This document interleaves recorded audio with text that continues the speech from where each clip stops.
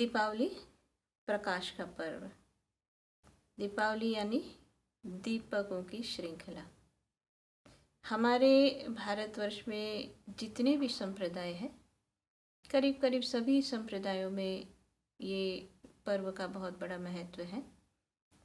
अगर हम पुराने समय से बात शुरू करें तो ये कहा जाता है कि आज ही के दिन यानी दीपावली के ही दिन यमराज के द्वार पर से नचिकेता और मृत्यु पर विजय पाने का और आत्मा का ज्ञान प्राप्त करके वापस आए थे। उसी खुशी में लोगों ने खूब दीपक से प्रकाश किया। वो सबसे पहली दीपावली कहते हैं वही दिन शुरू हुई थी। और उसके बाद जैसे आगे हम सुनते हैं कि भगवान रामचंद्र जी जब 14 वर्ष के वनवास के बाद अयोध्या वापस आते हैं तो अयोध्या वापस आने की खुशी में अयोध्या वासियों ने दीपावली का पर्व मनाया था। और ये भी कहा जाता है कि आज ही का दीपावली का ही पर्व का समय था जब समुद्र मंथन में माता लक्ष्मी प्रकट हुए थे और आज ही के दिन भगवान विष्णु से उनका विवाह भी हुआ था। और दीपावली के साथ जुड़ी हुई एक और त्रेता युग की कथा आती है कि नरक चतुर्दशी, जिस दिन भगवान कृष्ण ने नरकासुर का वध किया था और उस खुशी में लोगों ने दीपक प्रज्वलित करके और खुशी मनाई थी। साथ ही साथ कहते हैं कि जो जैन संप्रदाय के लोग जिनको मानते हैं महावीर स्वामी, भगवान महावीर स्वामी, आज ही के दिन उनको मोक्ष की निर्वाण की प्राप्ति हुई थी। और ये भी कहा जाता है कि जो अमृतसर में जो स्वर्ण मंदिर है, कहते हैं कि उसकी शिलान्यास भी दीपावली के दिन ही हुआ था। उसी दिन से उसका निर्माण कार्य शुरू किया गया था। ये भी बताया जाता है कि जो छठे गुरु थे उनको आज ही के दिन और जहांगीर की कैद से मुक्ति मिली थी, इसलिए मुक्ति का पर्व के रूप में भी इसको मनाया जाता है। तो इस रूप में अगर देखें तो बहुत संप्रदाय में इस पर्व को मनाया जाता है। खुशी का त्यौहार है, प्रकाश का पर्व है, 5 दिन चलने वाला ये पर्व है। विशेषता क्या है दीपावली के 5 दिन? हम सब जानते हैं कि धनतेरस से शुरू होता है और भाई दूज तक ये त्यौहार चलता है। लेकिन दीपावली की शुरुआत बहुत पहले हम कर देते हैं। त्यौहार तो हमारा धनतेरस से शुरू होता है, लेकिन उसकी तैयारी हमारी बहुत पहले शुरू हो जाती है। शरद पूर्णिमा ख़त्म हुई और उसके बाद तुरंत मन में दीपावली का पर्व आ रहा है, यही चिंतन शुरू होता है। दीपावली पर्व की शुरुआत हम करते हैं घर में साफ़ सफाई से। अच्छी तरह से घर में साफ़ सफाई करते हैं, पूरा घर का सामान निकाला, सारी चीज़ें निकाली, अच्छे से सफाई की, रंग रोगान किया और नई तरह से उसको सजावट किया। तो बात यहाँ ये भी है कि जब दीपावली का पर्व आता है उससे पहले हमारे यहाँ और वर्षा ऋतु होती है, बारिश की मौसम होती है। जब बारिश का मौसम होता है, खूब बारिश होती है, हम सब लोग जानते हैं बारिश के कारण सीलन हो जाती है, नमी होती है और नमी और सीलन के कारण बहुत सारे कीड़े, जीव जंतु और जो है घरों में और कोने कोने में जो है छिपे बैठे होते हैं। और इसीलिए बारिश का मौसम ख़त्म होते ही ये काम किया जाता है कि पहले घर में सफाई करो। सफाई करेंगे तो क्या होगा कि सीलन थी वो भी साफ़ हो जाएगी, नमी के कारण कीड़े थे वो भी साफ़ हो जाएगी। उसके बाद पूरे घर को अच्छी तरह से हम रंग करते हैं। रंग रोगान करने से क्या होता है कि जो कुछ भी था वो सब कुछ नयापन आ जाता है, कीड़े इत्यादि ख़त्म हो जाते हैं। तो ये एक जो है जो त्यौहार होते हैं ये सिर्फ मनाने के लिए हम किस रूप में मनाते, लेकिन उसके पीछे बहुत सारे और रीज़न है, साइंटिफिक भी समझ सकते हैं, आध्यात्मिक भी होते हैं और सामाजिक भी कारण होते हैं। तो ये जो अभी हमने सुना ये था कि एक हाइजीन के रूप में कि भाई हमारे घर में स्वच्छता रहे, कीड़े इत्यादि से हमारा घर साफ़ रहे। तो वहीं से हमारी शुरुआत हो जाती है। उसके बाद होता है भाई नए कपड़े लाएंगे और सब कुछ नया नया होता है। तो ये एक जीवन में एक नए की शुरुआत के रूप में हम भी इस दीपावली के पर्व को समझ सकते हैं। 5 दिन का जो पर्व है धनतेरस से शुरू होता है। धनतेरस पहला दिन, जिस दिन से और घर में दीपक जो है प्रज्वलित करने की शुरुआत होती है। और धनतेरस के दिन जो है आयुर्वेद के प्रवक्ता जो धन्वंतरी है उनकी पूजा की जाती है। दूसरा दिन है नरक चतुर्दशी। नरक चतुर्दशी का जो दिन है उस दिन के लिए कहा जाता है कि नरकासुर जिसने 16,000 राजकुमारियों को, कन्याओं को अपने यहाँ बंदी बनाए हुए थे, कैद खाने में रखा था, भगवान कृष्ण ने नरकासुर का वध किया और उन 16,000 कन्याओं को, राजकुमारियों को मुक्त कराया। और जब नरकासुर का वध हुआ तो वो दिन नरक चतुर्दशी, उस दिन जो है नरक चतुर्दशी के रूप में मनाया जाता है। उसके बाद आती है दीपावली। दीपावली दीपक का श्रृंखला, जिस दिन हम पूरे घर में सब जगह हम दीपक को प्रज्वलित करते हैं और माता लक्ष्मी की पूजा की जाती है। तो ये एक खुशी का त्यौहार है, मिलन का त्यौहार है दीपावली। उसके बाद का जो दिन है जिसको हम कहते हैं गोवर्धन पूजा। गोवर्धन पूजा जिस दिन कई स्थानों में करार किया जाता है कि छोटा सा गोबर का गोवर्धन बनाया जाता है, उसकी पूजा की जाती है। अनेक लोग इसको इस रूप में भी समझते हैं कि जैसे हम द्वापर युग की बात सुनते हैं कि भगवान कृष्ण ने गोवर्धन पूजा की शुरुआत करवाई। कैसे करवाई? तो कहते हैं कि इंद्र का घमंड चूर करने के लिए भगवान ने ये जो है कहा कि जिससे तुम्हें सब कुछ मिलता है तुम्हें उसकी पूजा करनी, यानी जिससे हमारी रोजी रोटी चलती है वो हमारे लिए पूजनीय है। ये परंपरा भगवान कृष्ण ने शुरू की। इसलिए गोवर्धन पूजा के दिन जिससे हमारी रोजी रोटी चलती है, यानी जिससे हमारे और हाथों को काम मिलता है, जो हमारा माध्यम है, उनकी हम पूजा करते हैं।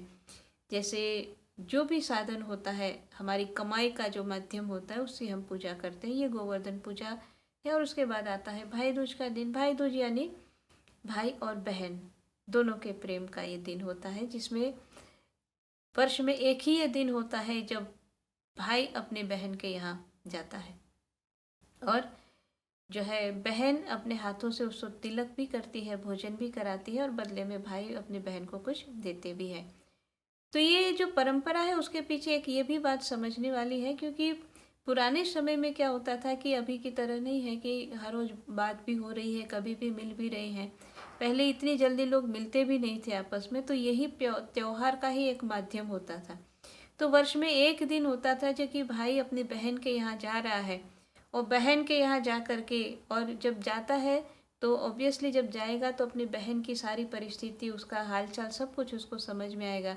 और बहन जब भाई को एक तिलक के माध्यम से विजय का आशीर्वाद देते हुए, उसकी कामना करते हुए और भाई के जीवन में भी खुशहाली की कामना करती है, तो एक समाज में आपसी बंधन का एक जो है प्रेम का बंधन का एक त्यौहार के रूप में भी इसको हम समझ सकते हैं दीपावली। तो ये जो भी 5 दिन की जो बात आती है, लेकिन मुख्य रूप से दीपावली को हम याद करते हैं प्रकाश पर्व के रूप में।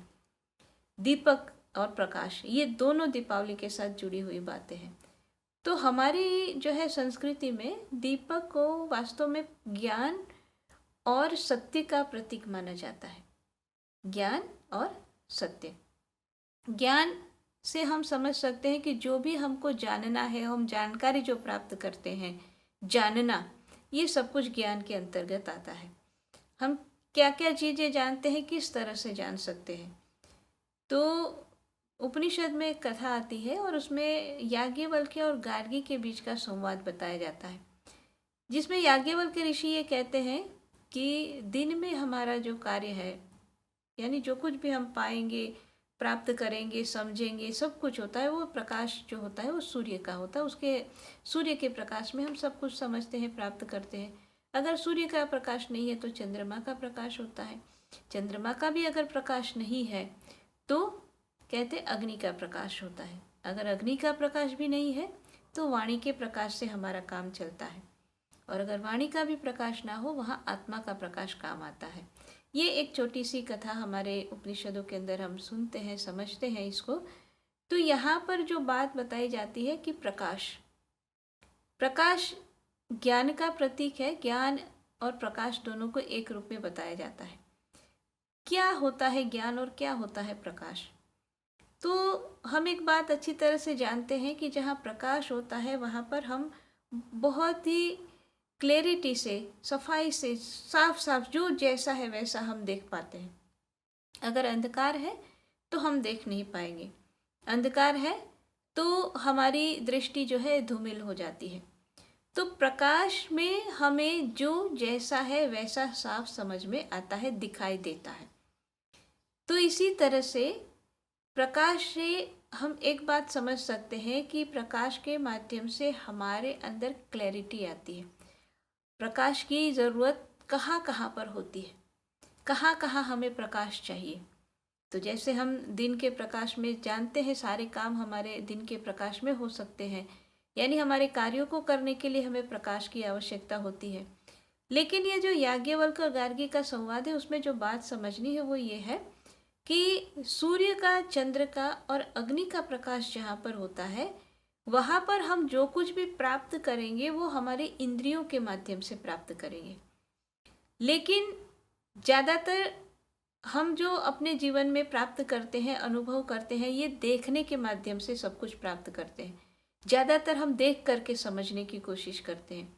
तो सूर्य, चंद्र और अग्नि की जो रोशनी है उससे हम अपनी चक्षु इंद्रिय देखने के माध्यम से ज्ञान प्राप्त करते हैं। लेकिन जब प्रकाश नहीं है सूर्य, चंद्र और अग्नि का, तो हम अपनी कर्ण इंद्रिय माध्यम से, इसलिए वाणी के माध्यम से हम कुछ प्राप्त करते हैं, समझते हैं, ज्ञान को पाते हैं। लेकिन जहाँ वाणी भी मौन हो गई है वहाँ आत्मा के प्रकाश से हम प्राप्त करते हैं। तो ये सारी जो श्रृंखला है वो ये बताती है कि जब इंद्रियों से कुछ समझ में आता है तब तक हम इंद्रियों से समझ ले।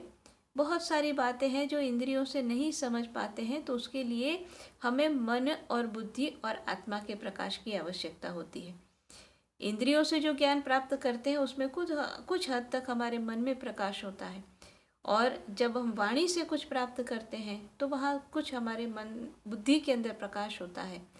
तो ये इंद्रियों का, मन, बुद्धि और आत्मा का प्रकाश, ये हम सबके लिए बहुत आवश्यक है और हमारे अंदर ये प्रकाशित होना बहुत ज़रूरी है। क्योंकि अगर मन में प्रकाश है तो हमारे विचारों में प्रकाश होगा। तो उससे क्या होगा? मन का काम है विचार करना, सोचना। अगर मन प्रकाशित है, मन में प्रकाश है, तो हम ऐसी बातों को सोचेंगे जो हमारे जीवन के कल्याण की बातें होगी। अगर हमारी बुद्धि में प्रकाश है तो बुद्धि का कार्य है निश्चय करना, निर्णय लेना, डिसीजन लेना। अगर बुद्धि में प्रकाश है तो हम सही डिसीजन ले पाएंगे। लेकिन मन और बुद्धि दोनों को प्रकाश मिले, उसी के लिए हमें आत्मा के प्रकाश की, ध्यान की आवश्यकता होती है। तो आत्मा का प्रकाश ये मन को भी प्रकाश देता है और बुद्धि को भी प्रकाश देता है। तो अब हम ये समझे कि दीपावली और ये ज्ञान और ये प्रकाश ये आपस में कैसे जुड़े हुए हैं। देखो, हम और आप जब हमारा जीवन व्यतीत करते हैं, जीवन को जीते हैं, तो संसार में जीवन जीते हुए हमें हर एक वस्तु की आवश्यकता होती है। हमें काम धंधा भी करना है, हमें समाज में रिश्ते भी निभाने हैं, हमें अपने लिए भी कुछ करना है, परिवार के लिए करना है और साथ ही साथ अपनी आत्मा के लिए भी कुछ करना है। तो ये 5 दिन का पर्व है, ये समझाता है कि हमें जीवन को कैसे जीना चाहिए। जैसे सबसे पहले हमने कहा कि धनतेरस, धनतेरस यानी भगवान धन्वंतरी की पूजा। धनतेरस बहुत स्थानों पर धन की भी पूजा की जाती है। हम धनतेरस के दिन कुछ धन धन के माध्यम से कुछ खरीद करके लाते हैं, ये हमारे यहाँ परंपरा है। यानी जीवन में जीने के लिए हमें कुछ लेन देन करने की आवश्यकता होती है। तो धनतेरस का दिन हमको ये कहता है कि भाई ज़रूरत हो तो लेना भी है, ज़रूरत हो तो देना भी है। लेन देन हमेशा सही ढंग से करना बहुत ज़रूरी है। लेकिन उसके बाद अगर ऐसा है कि हमने किसी माध्यम से धन को प्राप्त किया है, अगर हमारे पास धन आया है, अगर वो धन हमने मन में प्रकाश के साथ, बुद्धि में प्रकाश के साथ व्यय नहीं किया, तो क्या होगा? तो ये हमारे जो है जीवन में बर्बादी ला सकता है। लेकिन दूसरा जो दिन है जो है नरक चतुर्दशी का, वो हमें ये समझाता है कि भगवान कृष्ण ने ये कहा कि जो पराई वस्तु पर आधिपत्य जो है करना चाहते हैं या दूसरे के किसी भी तरह की कोई भी सामान्य, हाँ तो हम कथा सुनते हैं कि नरकासुर ने और बहुत सारी राजकुमारियों को, कन्याओं को अपने जो है आधिपत्य में लिया था, अपने जो है अंडर में लिया था। लेकिन हम किसी भी रूप में इस बात को समझ सकते हैं कि मैसेज ये है कि जब हम किसी की भी कोई भी वस्तु को अपने जो है अपने मतलब जिसके ऊपर हमारा अधिकार नहीं है, फिर भी हम अपना अधिकार उस पर जमाना चाहते हैं, तो ऐसा अगर हम करेंगे तो हमारा विनाश निश्चित है। इसलिए नरक चतुर्दशी ये कहती है कि ऐसी सोच मन में नहीं रखनी है, किसी भी वस्तु पर हमें अपना ज़बरदस्ती जो है अधिकार नहीं जमाना है। अगर ये दोनों बातें जीवन में सही ढंग से चली, यानी कि हमने किसी के ऊपर कोई जोर जबरदस्ती नहीं की, किसी पर अधिकार अपना, किसी की वस्तु पर अपना अधिकार नहीं जमाया, तो हमें जो धन मिलेगा वो धन पूजा योग्य होगा। इसलिए हम फिर जब लक्ष्मी पूजा करते हैं, लक्ष्मी पूजन करते हैं, कब? दीपावली के दिन।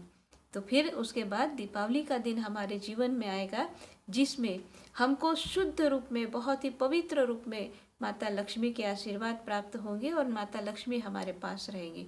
जो धन है, पवित्र है, तो हमारे जीवन को वो महान बना देता है। इसलिए धन की पवित्रता ये दीपावली की हमारी जो है सबसे बड़ी हमारे लिए एक संदेश है, एक मैसेज है। तो जब दीपावली का त्यौहार मनाएंगे तो धन की पवित्रता, ये बात जरूर हमें समझनी है। तो दीपावली के बाद फिर अगला दिन आता है और वो है गोवर्धन पूजा। तो जैसे धन हमारे पास आया, पवित्र रूप में आया, तो जब हमको धन की प्राप्ति होती है तो एक बात आज बहुत ज़रूरी है इस बात को समझना कि हमें जो भी व्यवसाय हम करते हैं, अपने व्यवसाय का हमें हमेशा सम्मान करना चाहिए। क्योंकि आमतौर पर लोगों को ये होता है कि वाइट कॉलर जॉब करनी है, हमें कोई दूसरा छोटा काम नहीं करना है।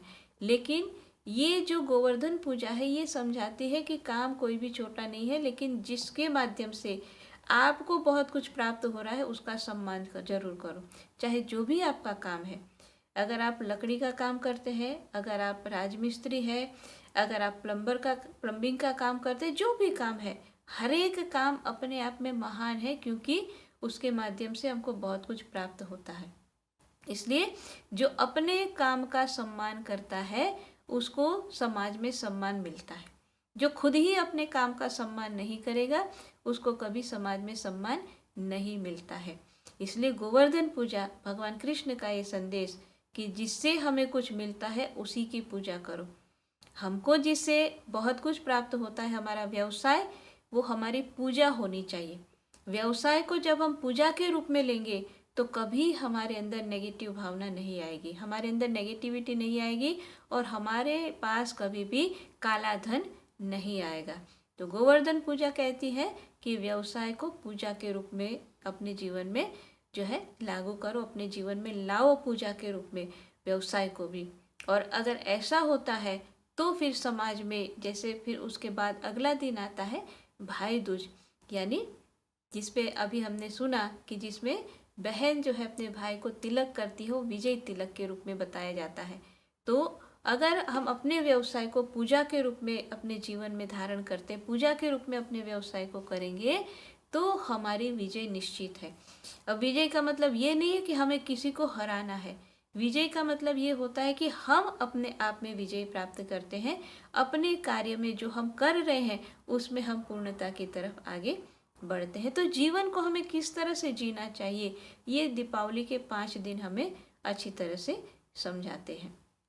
तो अब 5 दिन जो हम बिताएंगे, लेकिन ये 5 दिन तक न रख करके उस 5 दिन का जो संदेश है, हम साल भर अपने जीवन के अंदर जो एक एक दिन बिताएंगे उसको हम इसी रूप में अगर आचरण में लाएंगे, संदेश को कभी नहीं भूलेंगे, तो कहते हैं कि फिर हर एक दिन हमारे दीपावली की तरह हर एक दिन हमारे खुशी में बीतेंगे। तो ये दीपावली हमें बहुत अच्छा संदेश देती है।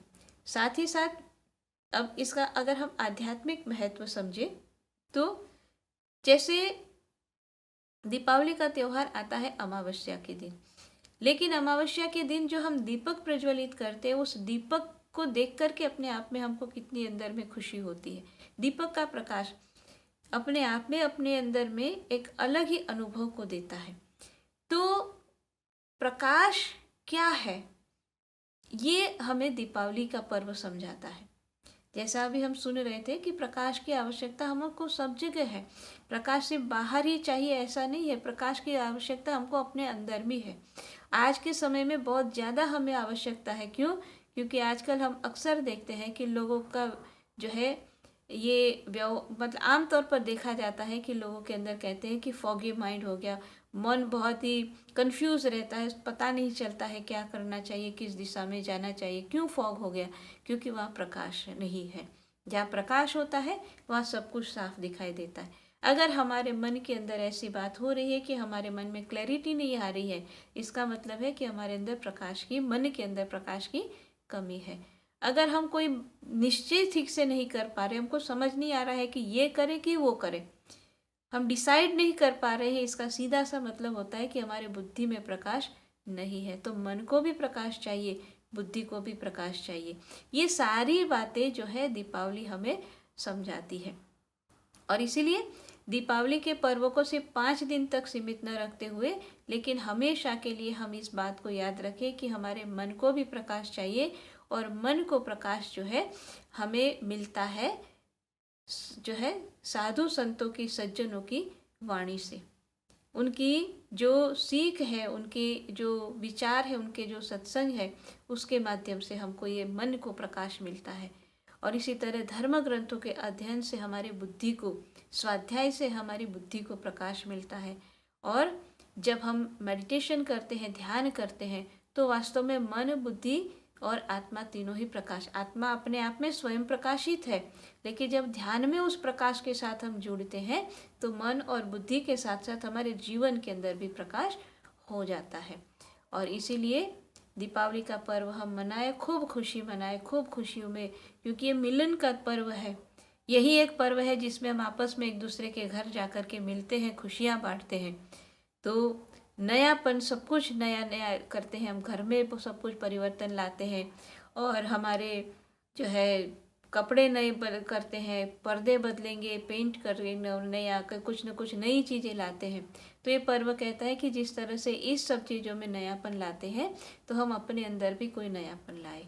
दीपावली में हम खुद के लिए भी कुछ नयापन लाए। क्या नयापन ला सकते हैं?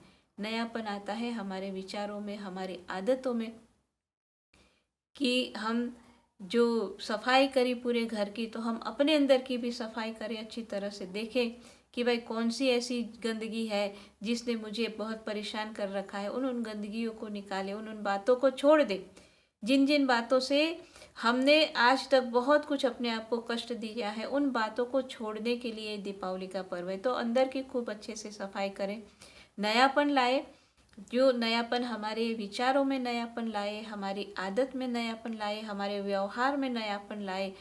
और ये जब बदलेगा तो हमारे रिश्तों में भी नयापन आएगा। तो दीपावली का त्यौहार कहता है कि सब जगह हम अपना नयापन लाए और साथ ही साथ हम उसके माध्यम से प्रकाश को भी प्राप्त करें।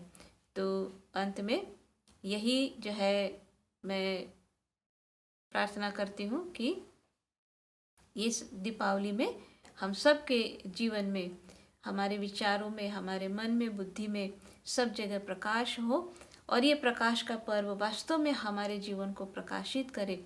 यही प्रभु परमात्मा से मैं विनती प्रार्थना करती हूँ। और इसी के साथ आप सभी को दीपावली की बहुत बहुत शुभकामनाएं।